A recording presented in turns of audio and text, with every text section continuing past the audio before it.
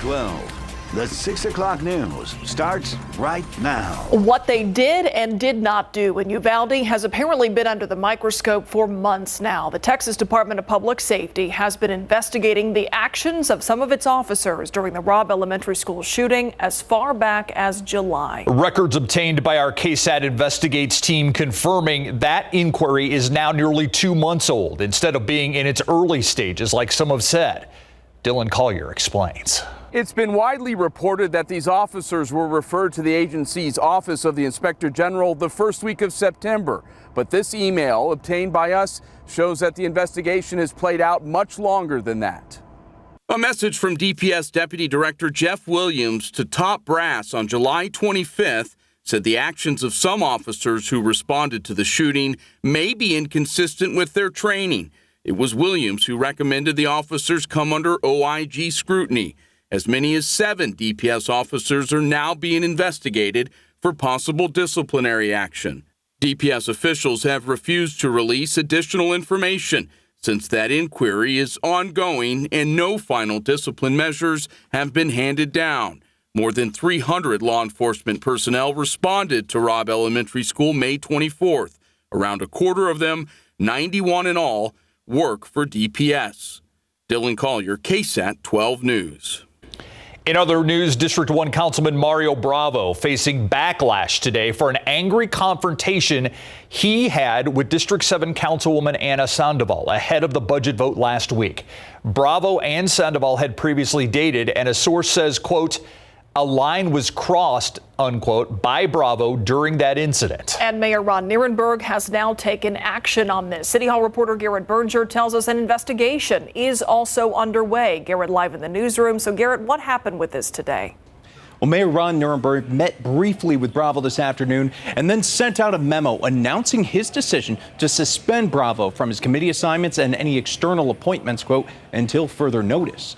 The mayor also alluded to an investigation into what happened. A statement from the city attorney's office says, quote, based on the actions before and during the meeting, as well as subsequent conversations with District 7 and the mayor, the city has commenced an independent investigation. The investigation is consistent with the city's process for addressing workplace conduct. Now, as for his committee seats, Bravo had been on 4 council committees and the Alamo area MPO. Now, Sandoval's on 4 of those 5 as well. Bravo will still be able to vote with the council, but only with the full council convened, after much of the formative work on the policies is already done during the committees. Now, this stems from the budget vote last Thursday. Bravo was reportedly upset Sandoval would not be supporting his plans for excess CPS energy money. And sources say that ahead of the meeting, he went personal during a confrontation that left Sandoval, whom he had previously dated, in tears. He was also heard shouting at a Sandoval staffer, quote, she put the knives in my back. Sandoval went on to abstain from a key budget amendment vote that would have kept Bravo's plans for the CPS money alive. Instead, council moved forward with another plan to give bill credits to CPS customers instead. Now, we've reached out to Bravo's office for comment. We have just heard back. They said he will not be issuing any statement tonight, and a spokeswoman, or issuing a response tonight, and a spokeswoman for Sandoval said that they had no comment pending further investigation. Live in the newsroom, I'm Garrett Berger, KSAT 12 News. Thank you, Garrett. A man rushed to the hospital after firefighters battled their way inside of a burning house to rescue him. 20 fire engines responding to the 6200 block of West Commerce Street near Bell Cross. That was around 2 this afternoon. When crews got there, flames were coming out of those windows, but they knew someone was still inside.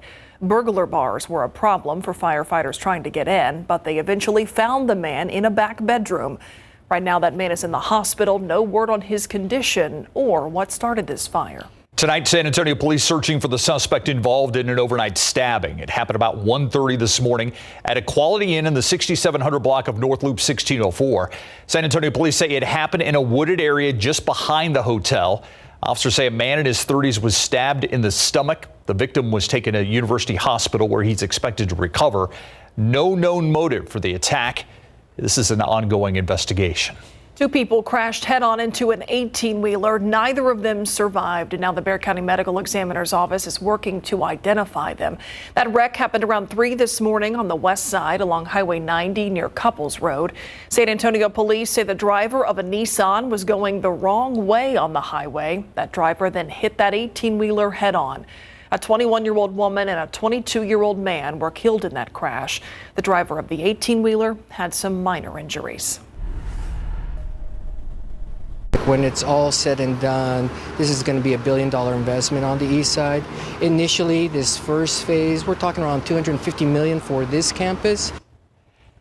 A symbolic start to a new era for the Near East Side. What had been the long vacant merchant ice storage facility just east of downtown will become a 12-acre property primarily devoted to San Antonio's growing bioscience industry. The Texas Research and Technology Foundation and its subsidiary, Velocity Texas, will build its CoLabs facility as an innovation hub for the biosciences. Their work will happen on developing everything from medical devices, therapeutics, vaccines, and more. In the next 3 to 5 years, they say 2,500 jobs will be created on the east side, from lab techs to PhDs. Bringing the biosciences to the east side is an example of changing times in a community that struggled for generations. In this week's State of the East Side, a survey showed the need for decent, affordable housing came up again and again. Jesse Degollado tells us some see that as proof that San Antonio's east side still has a way to go. Every item Rosa Montalvo sells at her yard sale these days is money that can help make ends meet, on top of paying $900 a month in rent for her home on the east side. It's gotten to the point, she says. Uno que renta no puede agarrar una casa propia. Someone who rents can't get a decent house. She says much less buy one, with construction costs, home prices, and interest rates being what they are. Montalvo says she also believes out-of-state investors doing much of the new construction and renovations on the east side expect the same return they'd get in those other states. Si piensan que aquí vivimos igual. And they think we live the same, she says, and it's not the same. The wages here are lower. Y no es igual. Aquí los sueldos son los que están muy bajos. So por eso es que no se completa. Yet if growth and development on the east side are considered necessary and long overdue, how do we do so in a way that is not harmful to the people that call East San Antonio home? The president and CEO of San Antonio for Growth on the East Side says one way is assuring residents they're not alone. And any resources that they may want and or need, that we're here to provide that for them. What's happening here was perhaps best said during the State of the East Side earlier this week by its longtime state representative, Barbara Gervin Hawkins. The core community feels that its needs have not been met, and I think that there's a lot of more work that can be done so that all boats rise, not just a few. Not just investors breathing new life into the East Side, but also those like Rosa Montalvo, Tener mi casa y mi casa propia. who dreams of her very own home. Jesse Degollado, KSAT 12 News. A future for Hemisphere. There are some big plans there for the historic district, and that includes a new hotel that's expected to serve as an anchor for tourism. RJ Marquez with what that future of Hemisphere is expected to look like.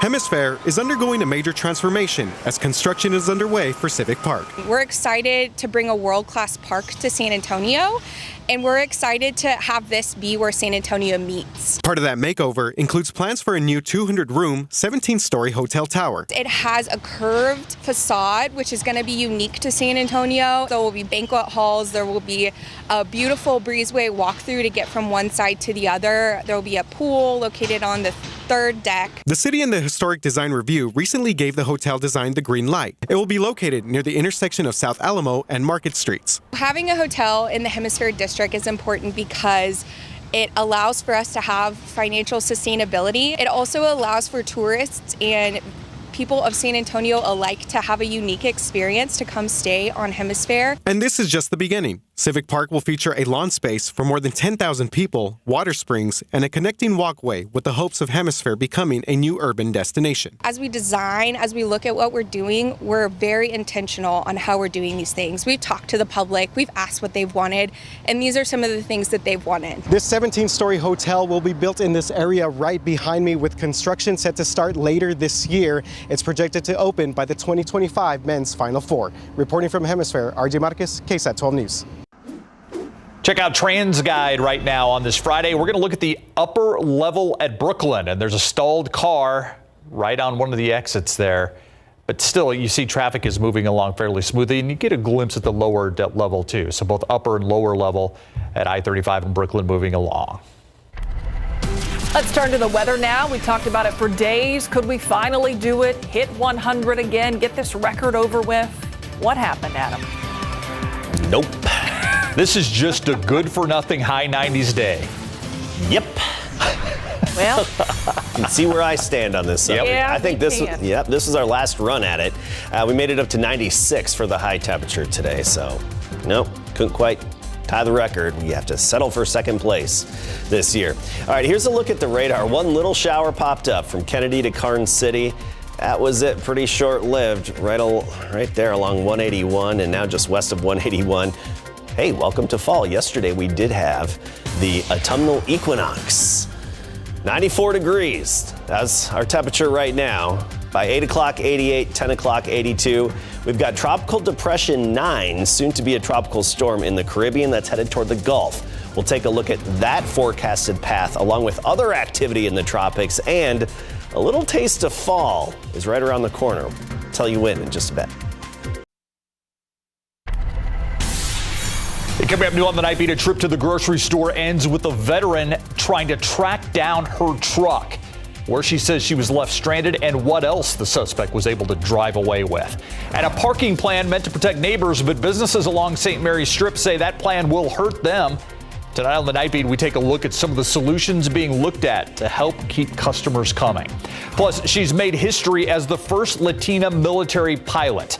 She retired right here in Military City, USA. Her story as we recognize Hispanic Heritage Month tonight on the Night Beat at 10. Don't forget the 9th annual Head for the Cure 5K happening tomorrow morning. The race will begin around 8 a.m. at Providence Catholic High School on North St. Mary Street, right across from us here at the KSAT 12 studios. Many members of our own team take part in this every year to honor our late news director, Jim Boyle. There was still time to register for the race.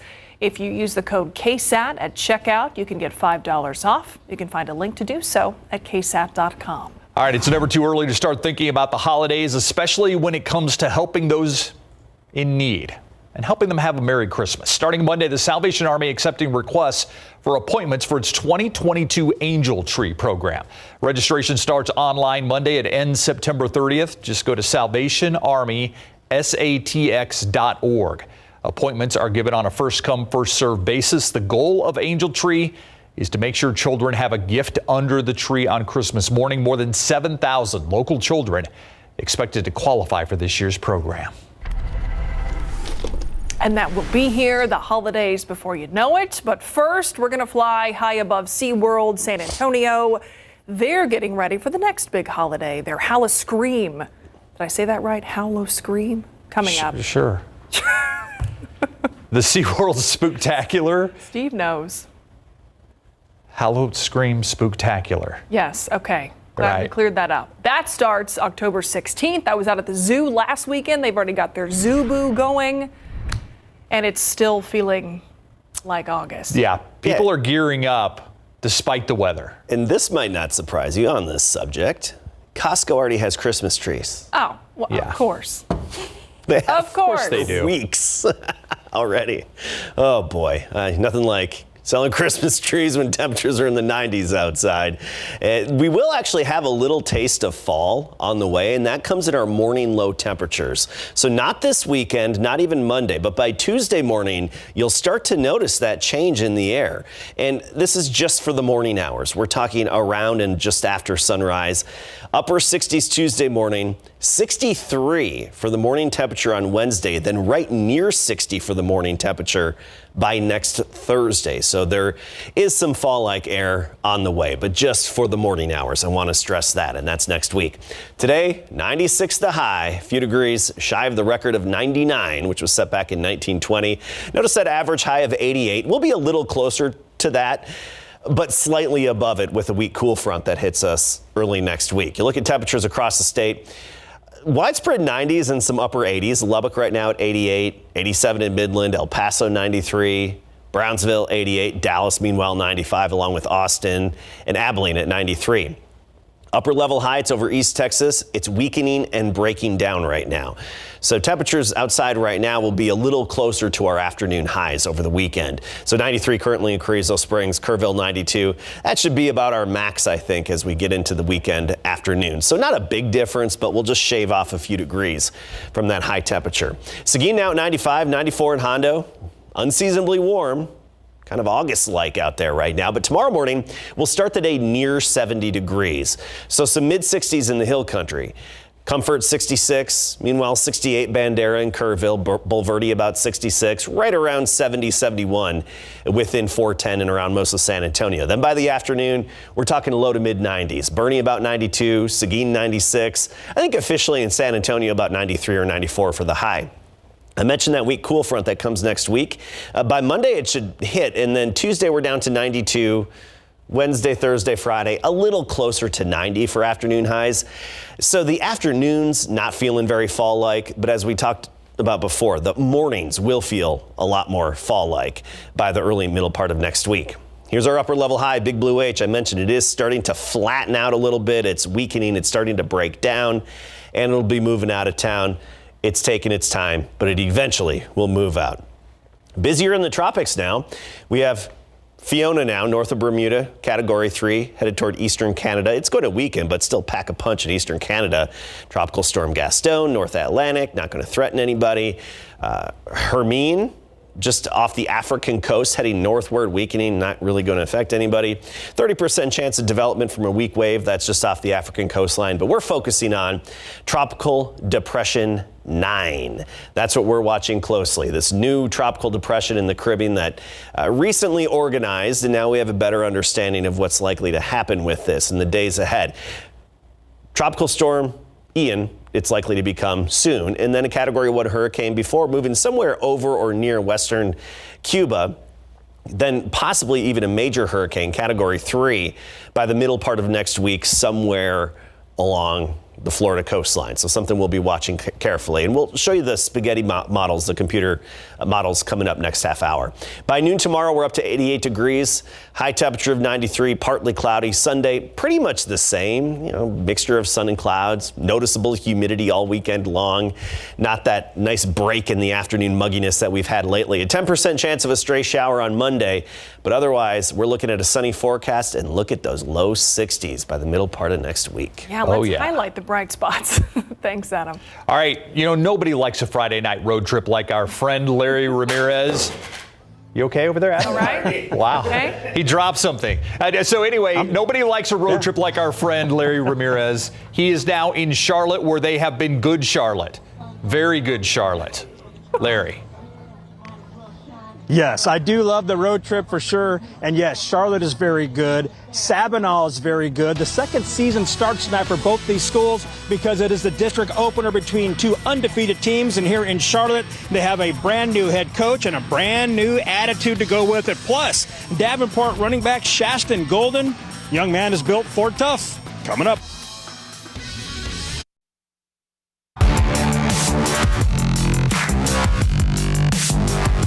Good Good evening, everybody, and welcome live to Charlotte, where tonight the Trojans will open up district play with the Sabinal Yellow Jackets. This is a very good rivalry, and the two schools are only separated by about a 1 hour drive, so they are pretty darn close. We stopped by Trojans practice on Wednesday afternoon and talked with the guys ahead of their district showdown with Sabinal. Led by first-year head coach Ben Jacobs, the Trojans are 4-0 and playing some darn good football. Last week, they beat Ben Bolt 38-32 on homecoming. Now, Coach Jacobs has worked locally for Reagan, Roosevelt, San Marcos, Burbank, Clark, and then Wagner last season before coming here to Charlotte. Coach said he's kind of old school and he will yell at you and tell you that you messed up. He coaches hard but loves his players even harder. Now, we asked him why his team is off to such a great start. We're a special group. I've got a group of good young men who just play hard. They have drank the Kool-Aid, and they give me all they got.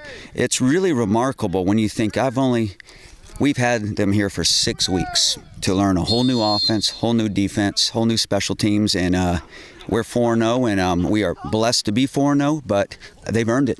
It makes us feel strong, like our momentum is going, our mindset. We're feeling really good right now. What's the difference between this year's team and last year's team? I know last year y'all, had a losing record. And so far, you guys are playing some really good football. What's the difference? Our coaching, that definitely helps a lot. We condition a lot more, which definitely gets us mentally prepared for the games that we play. Yes, sir. We just been putting in that work.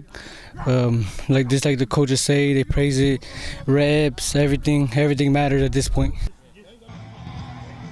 Later tonight, the home side right here at Trojan Field will be jam-packed for this 15-2A Division I matchup. Both teams are 4-0 and ready to hand the other their first loss of the season as they look to get a leg up in the race for district.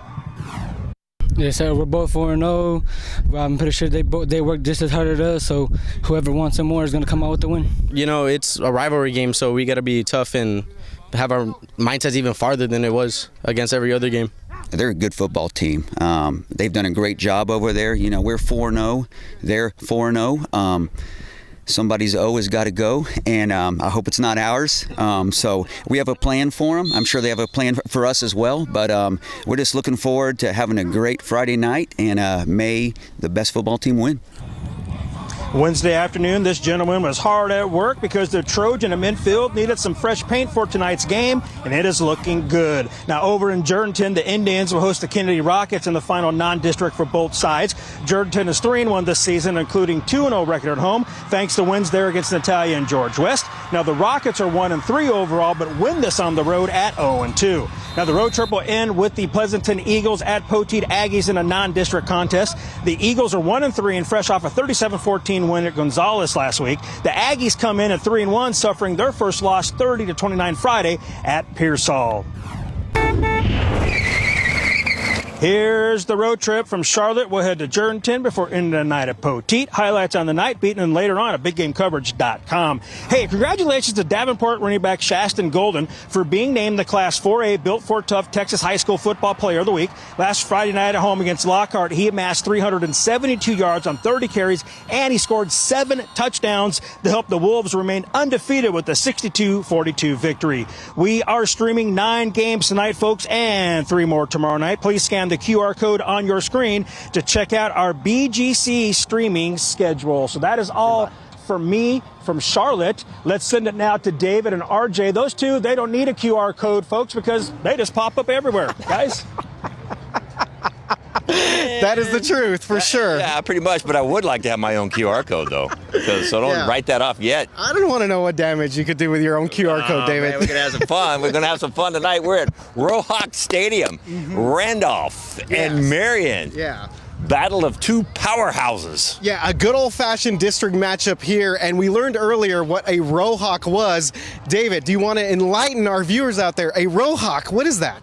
It's a hawk. Okay. Part hawk and part rocket. Very nice. Therefore, it has become a Rohawk. Yeah. Rocket, hawk, get it? Rohawk. So they just shortened it up. So there they go. It's homecoming tonight, so these fans, and you can see his fans.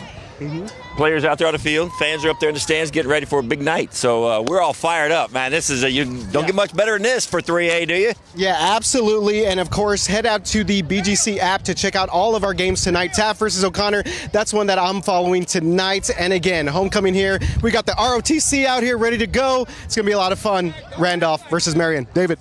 back to you. Go high school football, go. All right, so a rocket and a hawk. So I'm glad they chose Rohawk instead of a Hawkett. Yes, sir, Steve. Because a Hawkett wouldn't have really been as good as a Rohawk. Yeah, not very fierce. Yeah. But they did answer that question for me. I wondered that earlier this week. There you go. So thanks, guys. Yeah. Our KSAT Q&A is coming up next. 1 week from today will be the first and only debate for the Texas governor's race between Governor Greg Abbott and challenger Beto O'Rourke. Steve, you're going to be there as a moderator, part of that. We have got Scott Braddock joining us to break it all down a week ahead of time, editor of the Quorum Report out of Austin. Scott, always great to have you here. Happy Friday, y'all. Good to see you. Absolutely. Happy Friday. Happy Friday. I don't think I can say that enough this week. So a lot of people know the big issues that are going to be discussed next week in this debate. Border issues, immigration, school safety, what happened in Uvalde. Is there anything that you're really looking for that you hope is touched on next week?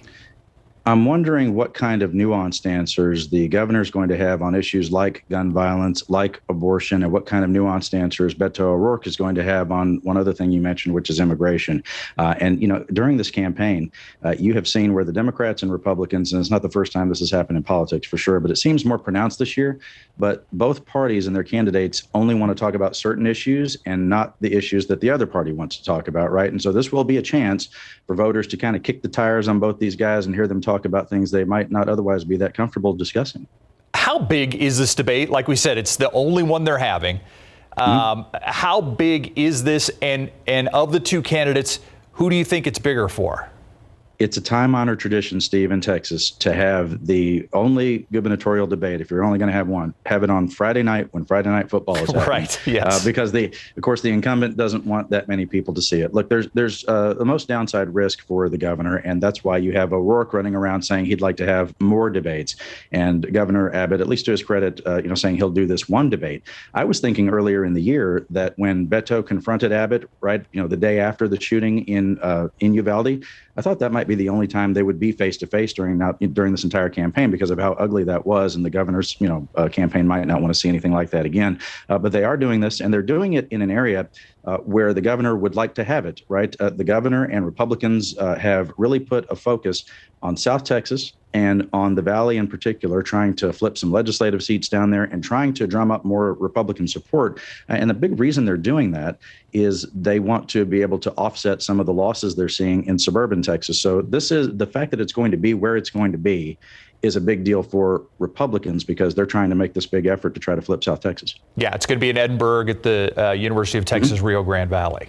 A lot of people are probably very aware of how each candidate really stands on some of these big issues. You've already mentioned immigration, abortion, gun safety. But is there an issue in particular you think makes either candidate more vulnerable in a debate setting?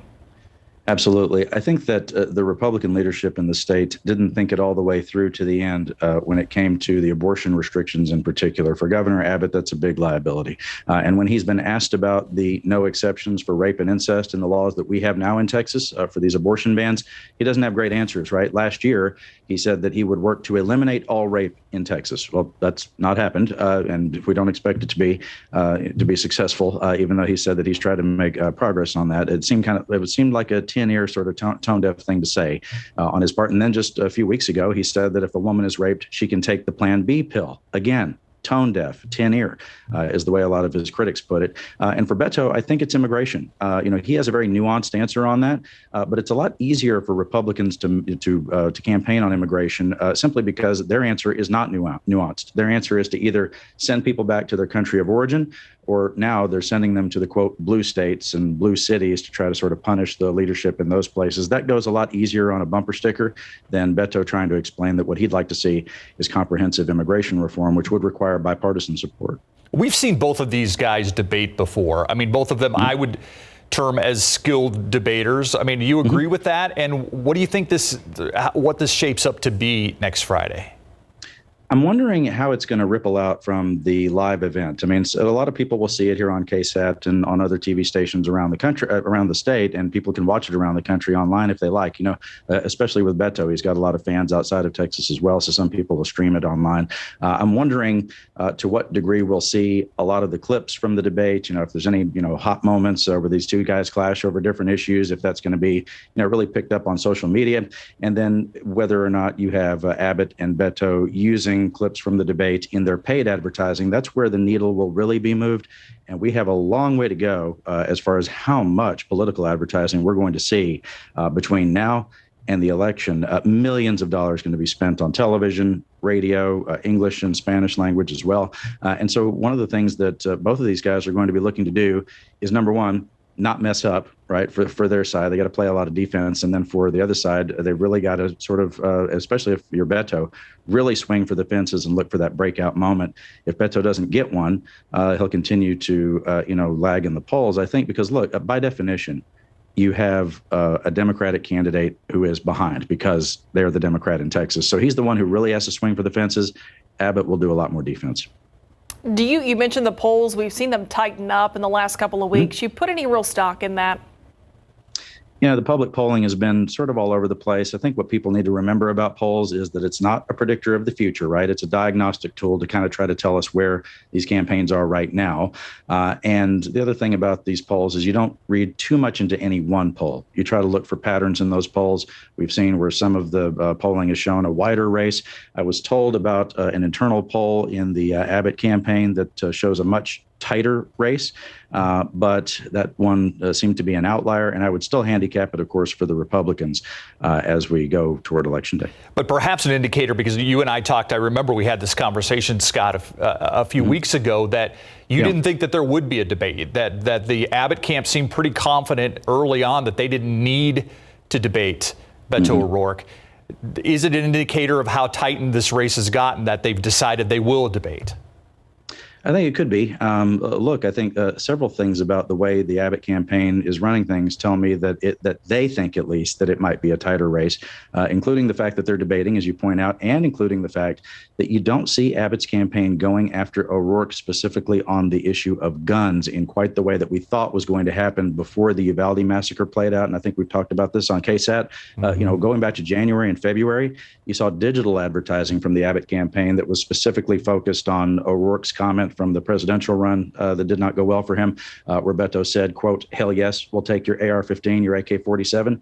But after Uvalde, you don't see them doing that. And so they're pushing all in on immigration. I also think that for Republicans, the attacks against Democrats on the economy are not quite landing with voters in quite the same way that Republicans had hoped or thought that they would. And I think some of that has to do, with the price of gas coming down and things starting to improve a little bit. People are, not necessarily happy about the economic environment, but they're not as angry about it. And so Republicans are having to find other things to talk about, specifically the issue of immigration, which of course fires up their base more than anything else. Yeah, immigration, what happened in Uvalde, abortion. There are so many big issues really just wrapped up in a lot of tension and emotion. Right. We're going to watch it all play out next week, next Friday, in the one and only gubernatorial debate, which you can watch. Right here on KSAT 12, 7 o'clock next Friday. Scott Braddock, always appreciate your time, Scott. Yep, and we'll look for Steve to knock it out of the park, too. We'll talk to you soon. I hope I don't make any news. Thanks, Scott. I just want to be in the background. I'm just the guy asking questions. We'll be right back. Now to the latest on Hurricane Fiona barreling up the Atlantic Ocean, tearing past Bermuda overnight, and now heading to Canada. The storm downgraded to Category 3 at one point, but it is back up to Category 4. And now bringing high winds, torrential rain along with it. ABC's Rena Roy reports. Hurricane Fiona slamming Bermuda overnight with winds up to 130 miles per hour prior to making landfall. 4 inches of rain expected to come down. Our Rob Marciano on the ground there. Hurricane Fiona has been slamming Bermuda since about midnight, and we are in the southeast quadrant of this storm, which is the strongest quadrant. 70% of the island now without electricity, and that number will likely go up. I have lots of water, snacks, canned meat, mostly non-perishables I purchased for the storm. The president of the power company there telling ABC they are prepared, but no crews will be sent out until the storm has passed. So it could be some time before power is restored. In Puerto Rico, about 900,000 people still in the dark after Hurricane Fiona barreled through. Officials unable to say when their electricity will be back. Rafael Ramos saying his house was flooded and that the back end had collapsed. He says he lost everything. President Biden vowing to help, announcing the federal government will cover 100% of cleanup costs in Puerto Rico for the next month.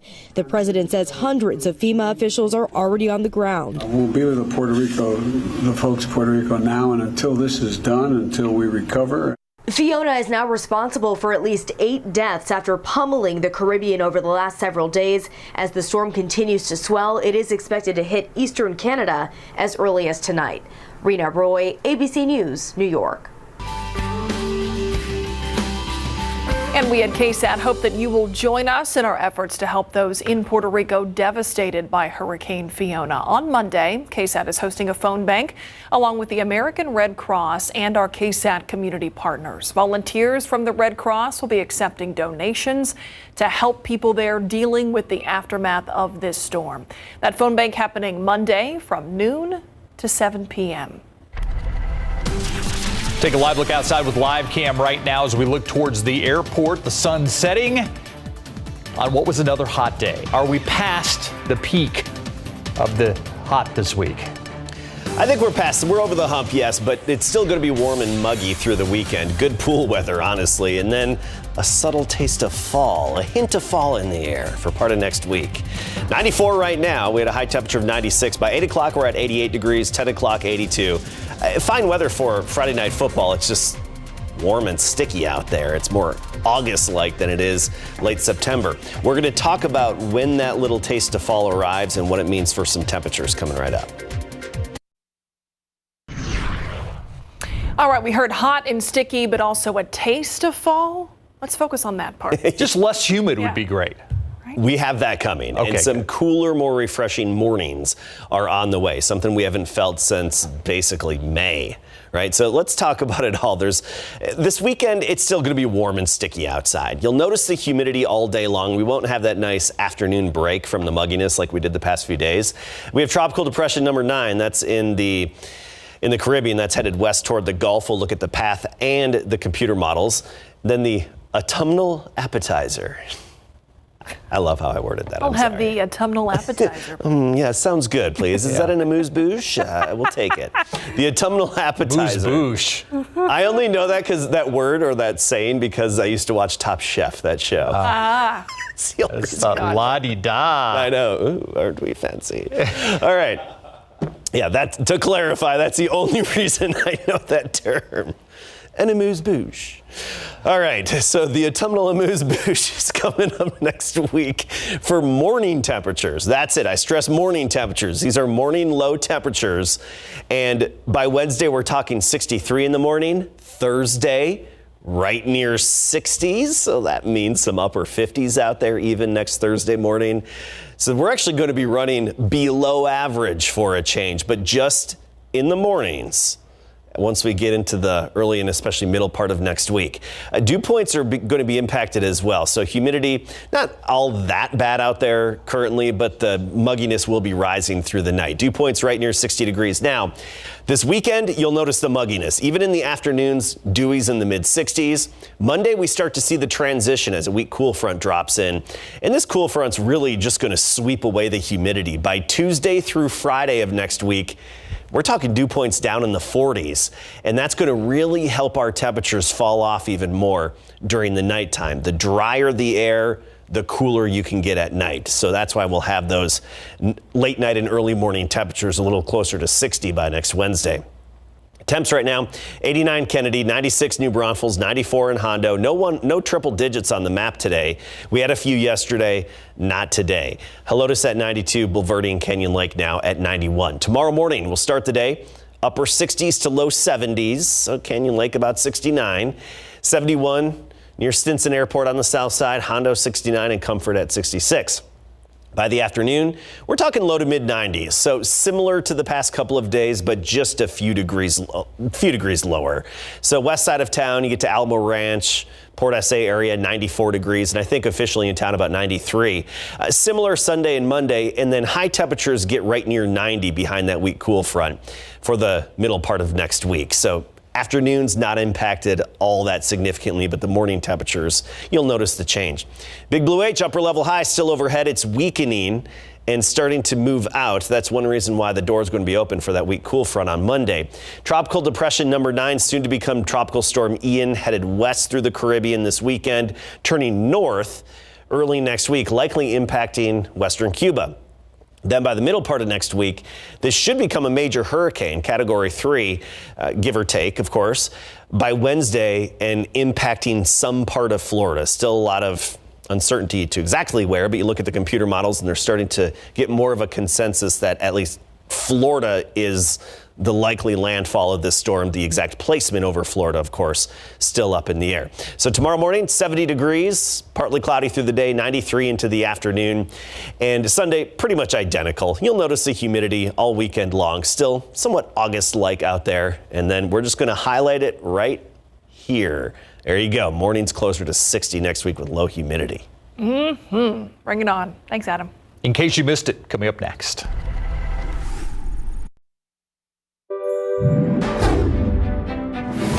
It's Friday, September 23rd. A murder mystery that you might be able to help Live Oak police solve. They need to find out why a woman was found dead in a ditch this week. They tell us her name is Laura Cavazos Brison. She was the woman who was found Monday dead in the 12,000 block of Judson Road. According to the Live Oak Police Department, they know she was last seen with 52-year-old Keith Hammond, and they're calling him a person of interest in the case. If you have any information on his whereabouts or Brison's death, you're being asked to call 210-653-0033. Found guilty of assaulting a woman he was in a relationship with even when she was pregnant. Steve Herrera was found guilty after evidence showed he assaulted that woman for 2 years, and while in custody, he continued to harass the victim. Because Herrera was a repeat offender, the minimum he faced if found guilty was 25 years, but the jury decided on 52 years. 3 former airline employees are facing charges for a money-making scheme. According to the indictment, the suspects would entice travelers to look for less expensive flights and then change the reservations to more pricier tickets without adding the airline's change fee. Authorities say the travel agents then charged the customers a commission, and they kept the money. The costs to the airline around $240,000 in fees. This is video of the sunrise in downtown Chicago. Very unique perspective because the sun can be seen right down the east-west streets of downtown. And then when the sun sets, once again, it's framed perfectly right down the east-west streets of downtown. Only happens twice a year, spring and fall.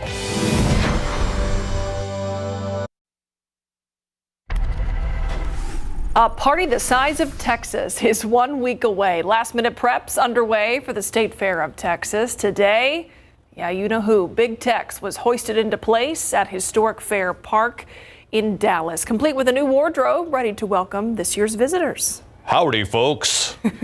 That was my Big Tex. That's pretty good. Yeah. Last week, Big Texas was outfitted with his new shirt, pair of jeans, the iconic Giant Cowboys new ensemble marking a major milestone.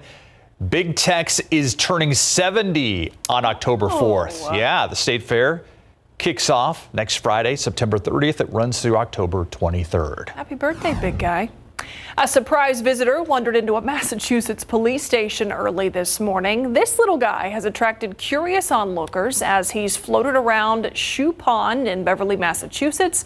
This morning, he decided to take a walk. Yeah, in a Facebook post, Beverly police wrote they and other local agencies came together to rescue the displaced seal. They were able to get him into a wildlife carrier and transport him to an aquarium.